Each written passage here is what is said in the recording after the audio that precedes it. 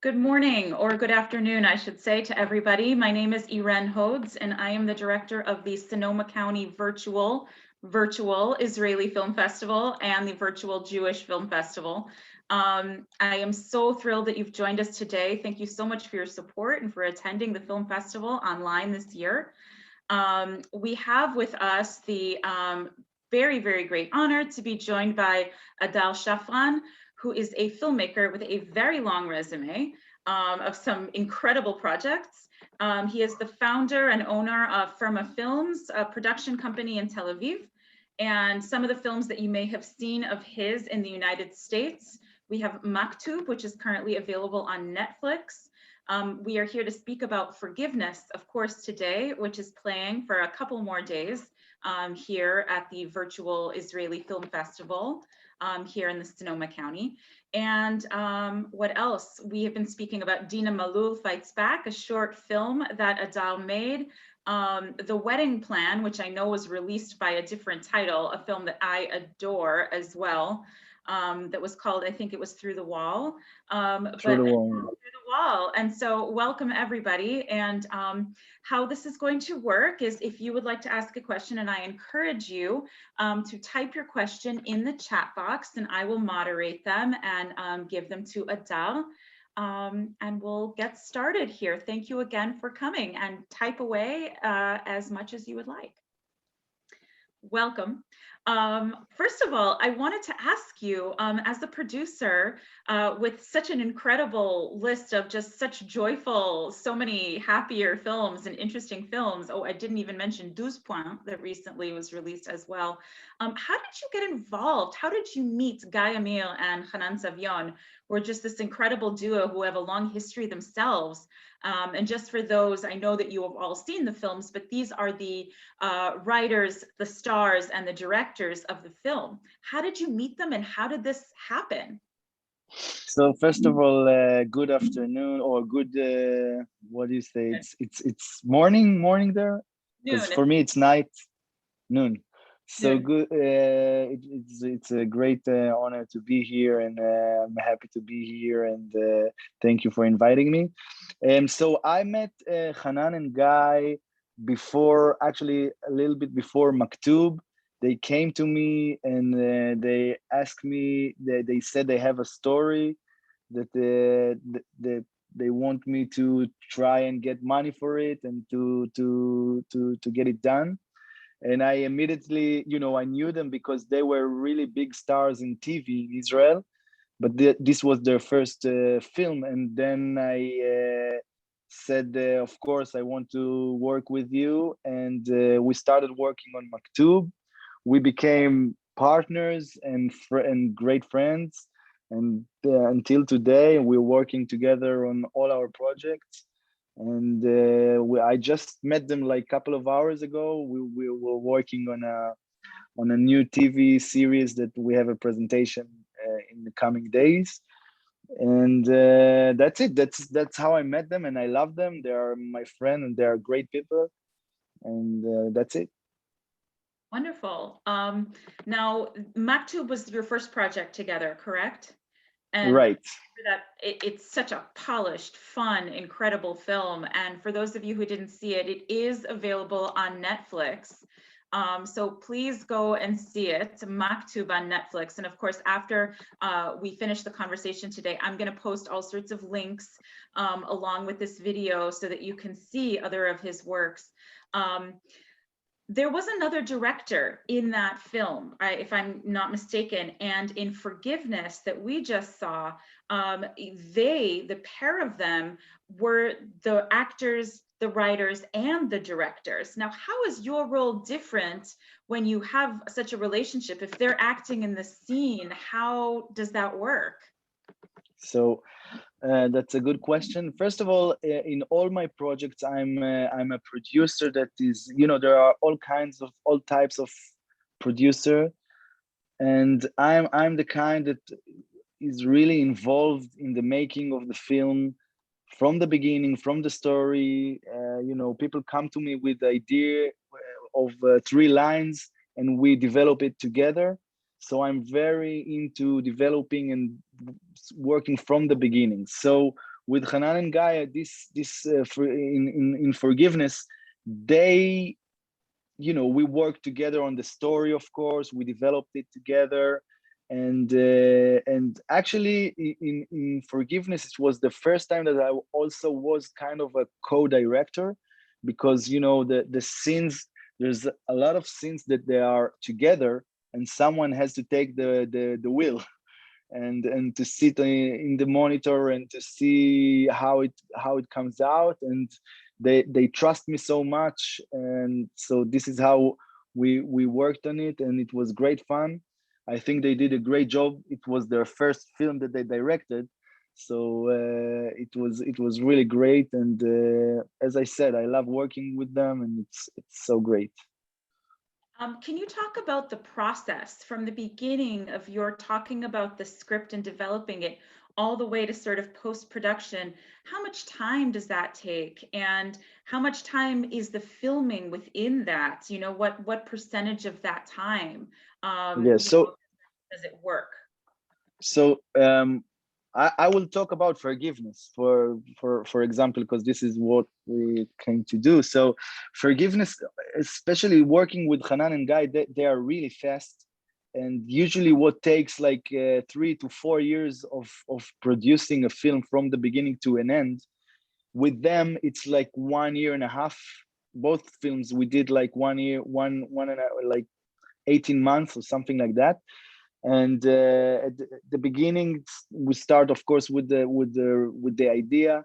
They have a lot of ideas. Their way of developing is really cool and nice. It's different than what I know and what everybody knows, because they do, before they write, they tell the story to themselves, between themselves. They actually walk we have a park in Tel Aviv, a long park, and they are doing a lot of long walks, and they are talking the film.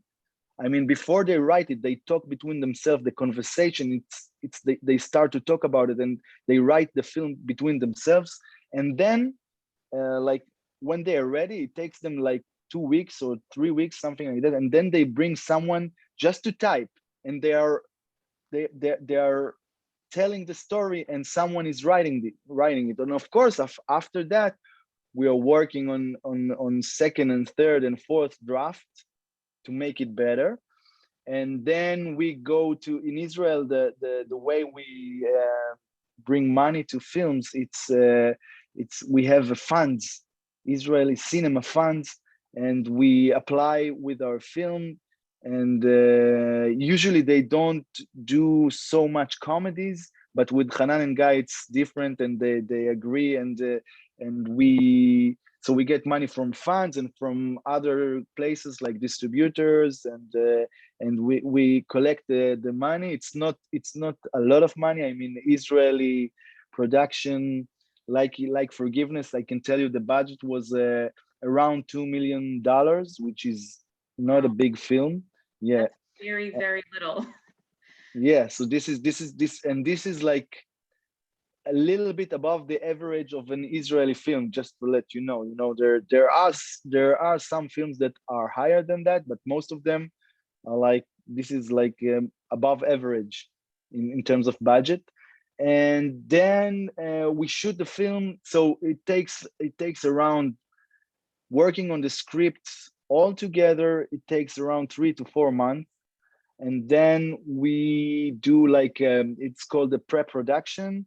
It's like the casting and everything to get the crew. So this take, the pre-production, is also around 2 months, 2.5 months. And then we shoot, usually in Israel, we shoot for like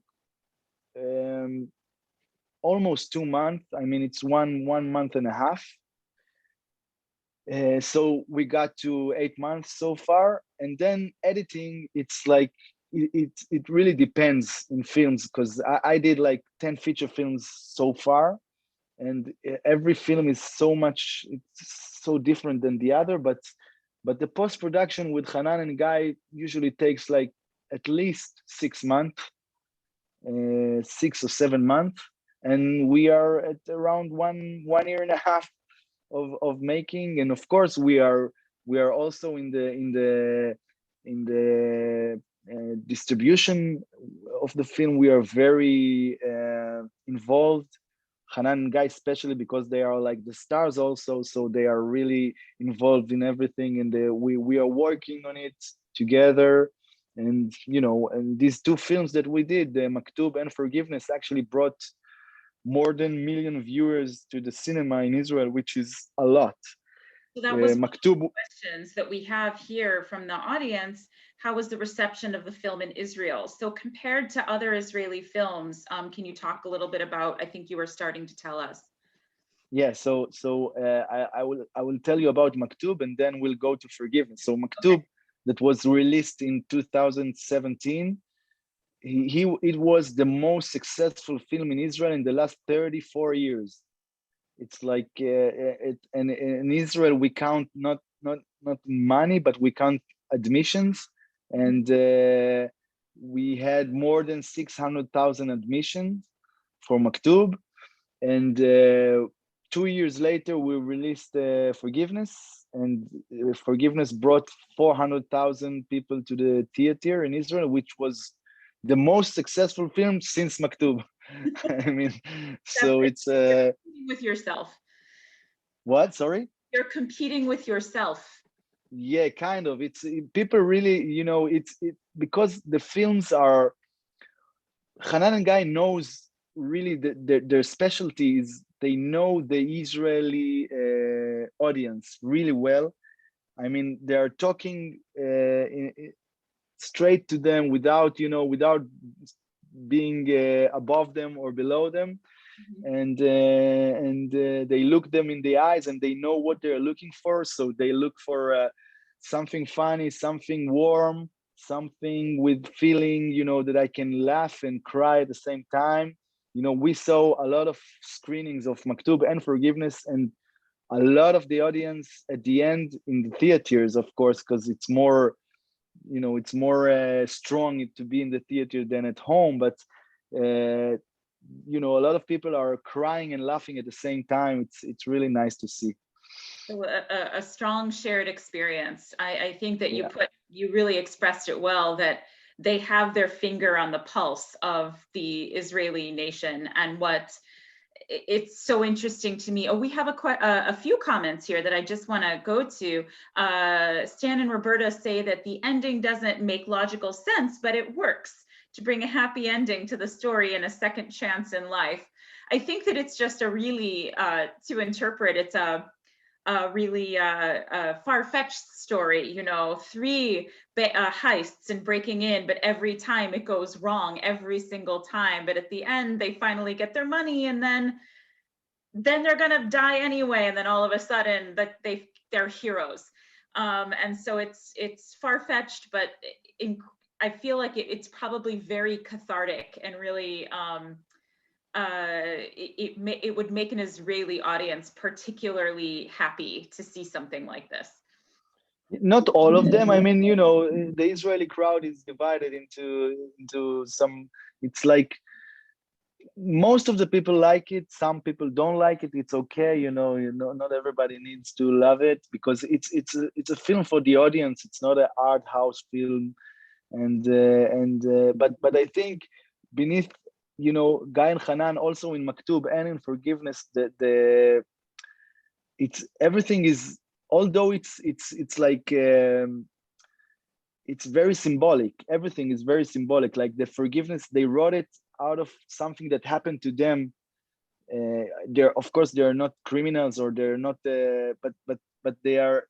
It's something happened to them, and then they wanted to talk about forgiveness. So this was the story they made. It was the way they wanted to talk about forgiveness. Right, as a concept. And I guess that while we're talking about the film being so Israeli, and it's so Israeli, both Forgiveness and Mactube, down to like what they're eating and how they're eating, and the little, I mean, it feels like everyday life, but there's somehow something so universal that I think foreign audiences, and audience here, forgive me if I'm wrong, and please respond, that it was so universal, that something that is so culturally specific, more so than many other international films that might be set on a kibbutz or a small town in France, but it's still a family drama or something like this. This is so Israeli in every nuance, and yet the type of story, this comic bank robbery gone wrong, and the type of friendship is universal. And I'm wondering if you could talk a little bit about that. If you sensed it or if you tried for that in some way. Yeah, I can tell you that actually in Mactube it was even stronger, because Mactube was really successful all around the world, and in Netflix we actually know that I mean, it was 1 year ago that we heard that Mactube did like 90 million views all around the world. So it's, Can I you pause know, we for were, a second? I wanted to know yeah. if you could give us a quick summary of the film for those who haven't seen it, because we're talking a lot about Mactube as sort of a sister project to Forgiveness. If you could tell us in a couple lines what that one is about. Same I will try. guys. I will try. I will try. It's about two criminals that collect money from restaurants in Israel. It's some protection money, and they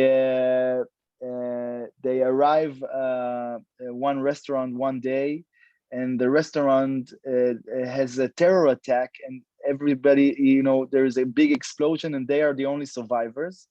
So they have the money with them, and they go to the Wailing Wall or the Kotel in Jerusalem. Yeah, and they say a Gomel prayer, which is a prayer that thank God for saving my life. And then you know, in the Kotel there are people put notes asking something from God. They have wishes for God. It's like something they do here in Israel. All the wall is full of notes. So they decide they have money, and in order and instead of revenging, they will fulfill wishes for people who put notes in the wall, but in their uh, own way, which is funny way, like a criminal kind of way. So this is what they do, and they become kind of a superheroes for people, but in their own funny way, of course. So this is the movie. Angels. They're like angels working for God. Right. Except they're like Yeah. criminals doing it in their own intense way. Yeah. So regarding the universal thing that you were talking about, it's, you know, with Mactube, I saw in festivals. I was all around the world in festival with this film, and we were really surprised because, you know, we've been to international festivals, not only Jewish festivals, and people really liked it. And they don't even, you know, some of them didn't know even the what is the Western Wall or stuff like that, which is really, we thought it was really local and important to understand, but not everybody knows it. And still people liked it and enjoyed the film because, as you said, it's kind of a universal feeling. And also in Forgiveness, it's I think, you know, it's less than Mactube, but still people, you know, you talked about it, the universal feeling. It's something, you know, it's all over the world, although it's talking about small time criminals or small time people in some small place in the south of Israel, you know. So yeah, it's, Yeah, so the granting wishes and forgiveness and doing good in the world, it's this wonderful juxtaposition, like of people that should be bad, who are, you know, making good or like correcting their mistakes in a way. And I think that the theme runs for both films. It's almost like an Israeli mafia film type style, like we have them here as well, of sort of mafia going good, and are endearing to the audience. It's funny that in both of these films, they're likable, you know, they're never, and they're not even that goofy, you know, they feel like you and me, even though they're not. So it's incredible. But I was also wondering, because it seems both films have a way of sort of bringing out corruption in Israeli society that's very real, but for some reason it's still in a politically correct way. And what I'm talking about is in Forgiveness, religious people like Nisan Chazal B'Tshuva, he became religious, and yet he's back there doing a crime in order to get forgiveness from his friend. But also throughout the film, you see this thing about how people sell the for Yom Kippurim, you know, how they wave chickens over their heads, and they, you know, this ridiculous, what we kind of perceive as ridiculous in secular society, and that you can pay for this to get forgiveness, and things like this, highlighting that. Can you talk a little bit about like how they maybe purposely shed light on different kinds of corruption? Well, I think corruption is it's a strong word. I mean, in terms of, I don't think it's something that did on, you know, on purpose. Mm-hmm. It's not something. It's just like that. This is the life in Israel. I mean, it's not something that they want to shed light on. Maybe it's a commentary then. Yeah, maybe. Interesting. I don't know. Maybe I thought they had a deeper mission to, I don't know, make fun of things in a critical way. No, because I think it's not making fun of it. It's just this is the way it works here, you know. Sometimes in some places. I mean, Do you think that many religious people, or at least traditional religious people in Israel, have seen your films? yeah, I think in Forgiveness the we had a lot of a lot of them in the crowd, and they really enjoyed it. I mean, more than other films in Israel. Mm-hmm. The location where you filmed, I don't know if you filmed close to where it was supposed to be, but can you talk a little bit about why they set the film? I know plot-wise it's important, but why it was why it was set in, or how special it was that it was near the border of Gaza. I suppose it might be a town. I don't know. I thought it would be like Netivot or something, or you know, what that was like. Can you talk about the Yeah, location? yeah. So it's not about, not so much about the location, but the atmosphere in Israel in the last 10 years, but especially in the recent years, that we get missiles from Gaza to Israel all the time.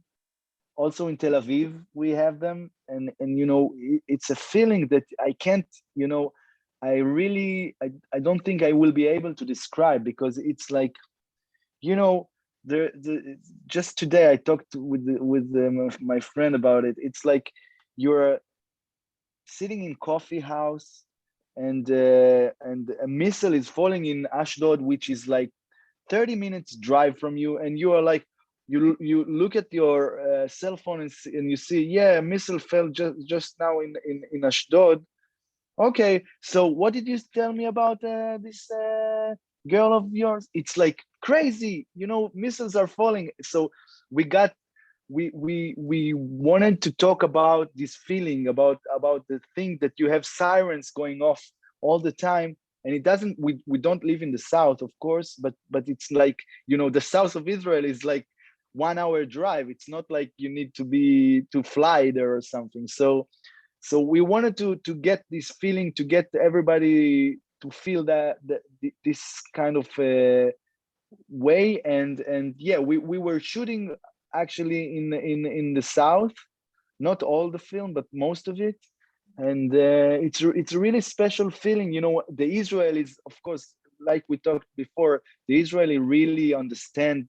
You know, we were also talking about when we have sirens in the film, and we were actually talking about that someone will come to the theaters, and the minute he hears sirens in the sound, he will really fear and he will leave the theater. I mean, we were talking about it, and this is why in the sound we did it really low. I mean, really silent compared to a real sirens. Compared to if we wanted to make other sound, it wasn't so silent, and we did it also. Most of them is really short, you know, because we were afraid that in the South people will hear it and will run away from the theater. It's this is the stuff we deal with. It's very interesting that this had to be a consideration, that the country has a kind of national trauma to this, but you included it in a comic way. What's interesting in the film Mactube you did before is that also had the bombing of a restaurant, which does happen, like not very frequently, but frequently enough. I mean, we lived through this. Were you also nervous about that, or the fact that it was also downplayed? You know, you didn't talk about it much. We weren't afraid of it. Actually, we did it on purpose, because this is why I told you Hanan Guy knows the way with the Israeli audience, because this is the way things are going here. You know, there is terror attacks sometime now. You know, in the recent years, it's pretty quiet, so thank God. But we have missiles falling, and this is the atmosphere in Israel, and they wanted to get them in the film, although it's a comedy. You know, it's working together. This is life. It's a comedy, but Hanan and Guy, they don't write comedy. They write their life. They write, but it's funny, of course, because they are funny people. But they write how life is really is in Israel. You know, sorry for my bad English. Your English is totally fine, thank you. It is reality, I understand that. We have another question here. Vel has said that she enjoyed how you had criminals as protagonists and perspective that they offered. What draws you to having a criminal tell the story? And I think this connects to the first comment that we had, in a way, that Nativa said, great movie. Is there really such crime in Israel? You know, is there any basis to this? Have there been bank heists? And what draws you to having a criminal tell the story? Well, actually, this is a question to Hanan and Guy, because they are the writers. I'm not the writer of the film, but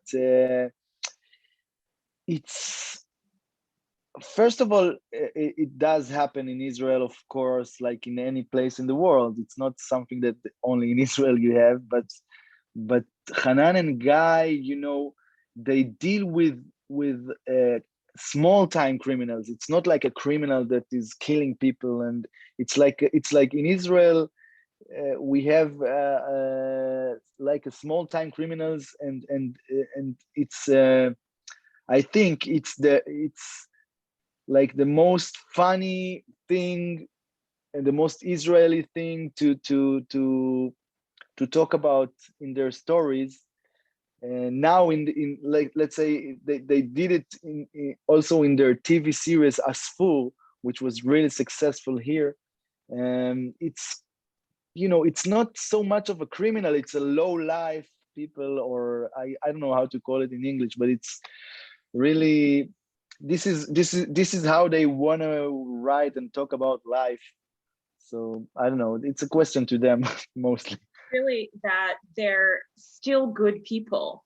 You know, it's almost like we saw the television show many years ago here, The Sopranos, where if you put the criminal and you see him personally, nobody's really a bad guy. You know, I can tell you that Hanan and Guy they feel, first of all, they write their own story. I mean, their own feeling, and I feel that they feel like you know, underdogs. You know, they are telling the story from a point of view of an underdog, and a criminal, a small time criminal, he's always an underdog, but inside he's a good person. You know, this is I think why they use criminals to tell their stories. I see. Yeah, and she has went on to say here, it felt like they had more of a unique outsider perspective. Outsider, yeah, outsider, or what I just said, it's the same. Exactly. Yeah. Um, I'm wondering, so feel free to ask more questions, everybody, and I can jump in here as well. I know that you were in the process of doing all of the revisions of the screenplay with them. How much did that, I mean, I'm looking at just the structure in my mind of the storytelling, of it being very balanced, in that he has 2 weeks before, like, Yom Kippur, it seems like, and 2 weeks to raise the money for his daughter's ballet school. And they have these 3 chances. And it's interesting how the structure was really perfect and really added. It was like a cycle itself, like it began and ended in the same place. Could you talk a little bit about how it got to there? Was that the story from the beginning, or was it more loose? No, you know, this when you write a script, it has to be, it's a blueprint.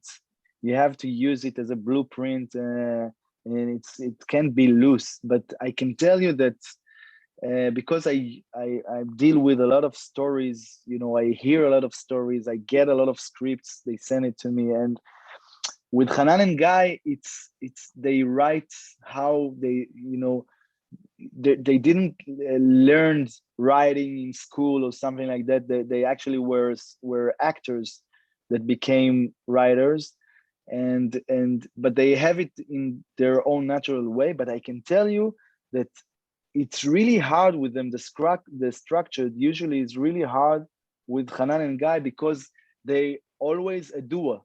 I mean, they're always two heroes, and usually to tell a story, every story or most of the story, like 99% of the story, are based on a character that based on one hero that you follow him.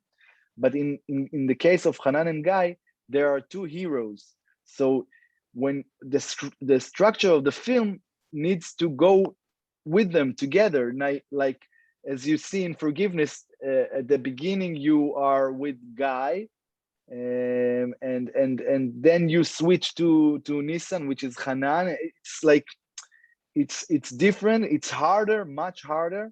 It's also much harder to tell the story as a log line with them. It's really hard because of the two heroes. So the structure, if you say that it is perfect, so thank you very much. Yeah, this is something that, you know, the credit goes to Hanan and Guy. Yeah, I honestly, like, it was very, you could see the balance, and I can completely see that, how the story, and in Mactube it has to be told parallel and then crossing over, and how does it go for both of them. So it is much more difficult than having just one hero. I mean, you're completely Right. great. We have another question here. For the humor, the Bedouin in the film are depicted in a stereotypically negative way. Do Jewish Israelis see Israeli Arab life portrayed in other films in a more nuanced way, or is that typical sort of, is it off limits or not of interest? It's, I don't think they're showed in a bad way. I mean, the Bedouin, it's in a funny way, but you know, most of the film they laugh about the Israelis and about themselves, and you know, it's not like we are serious film and we are laughing only on the Bedouin. I don't think it's true. I think it's you know, they're even not the only bad guys in the story. I mean, they are just, you know, they're funny, as like, you know, Nissan in the story is very stupid himself. You know, it's very funny himself. You know, so we are laughing. I think, and I think in my other films it's also like that. The Israeli mentality is a lot. I discovered that the humor mentality is much different than the American or the European. You know, we are the you know, most of the films that comes out of Israel, let's put it that way, they are dramas and they are not comedies. But if you are a comedian, you laugh about everything. I mean, you laugh about everything without giving no one, we are very very much like laughing about everything. So in this film, we laugh about the Israelis, we laugh about the Bedouins, we laugh about the criminals, and we laugh about the as you say the Orthodox. I mean, we laugh about everything. So it's, I don't think they're showed in a bad way. Equal opportunity comedy in a way. If you're laughing at everybody, then I don't know. I suppose it's equal. I have to say that there's a lot of lowbrow humor and a lot of much more complex sort of storytelling. And I have to say, I think maybe my favorite scene in the film is when they're breaking into the Bedouin safe, but he just got high and they're looking through the record collection. And then the music turns into this amazing 70s, but I can't remember what the song was. It was an amazing, throughout the film, the music is so central and ties everything together. It's just a beautiful score.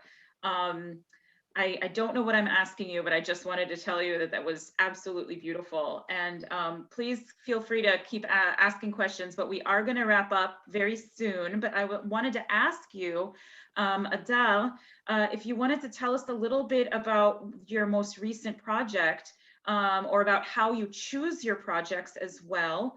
And if anything is coming to us in the United States soon, if you have any ideas of how we can see more of your films.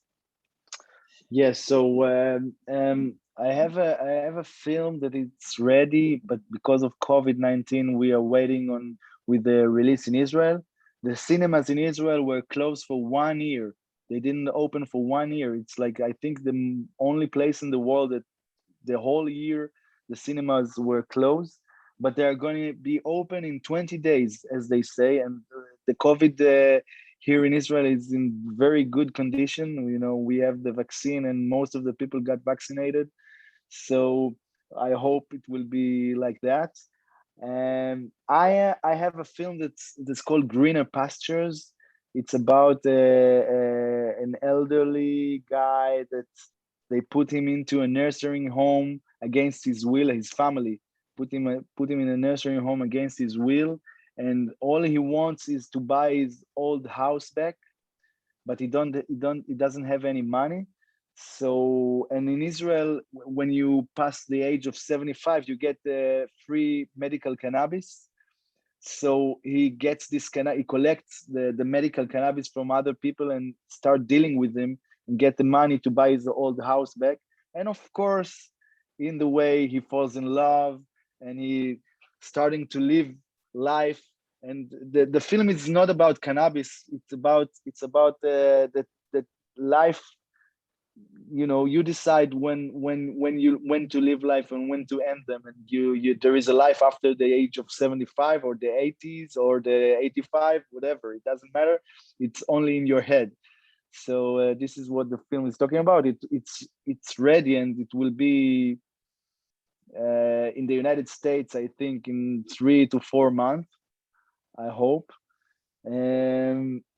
I have a film that is actually, I have a film that I'm directing.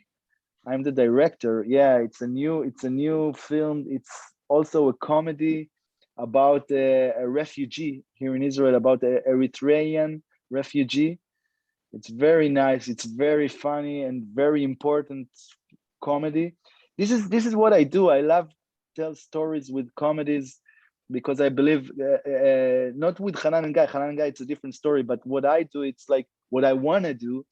I want to tell stories in a comedian way, in a comic way, because I believe that the comedy is the best way to get a message, to get a great message. Because in drama, you know, the message is going, of course, but it's hard to get it to a lot of people. And I have this message with my film, with my new film, that it's about the Black Lives Matters also, and also about people that you don't see, because we have and I believe in the States it's also like that, all over the world it's like that, that refugees are coming from all kind of places and people don't see them, they don't use them as human beings, and they are exactly like us, they're human beings. And I think comedy is the best way to tell it, to understand it. And I believe that people that will come to my movie, they will leave the theater with a thought about it, and they will start looking. I'm not, I'm not trying to solve the problem. I just want you to open your eyes.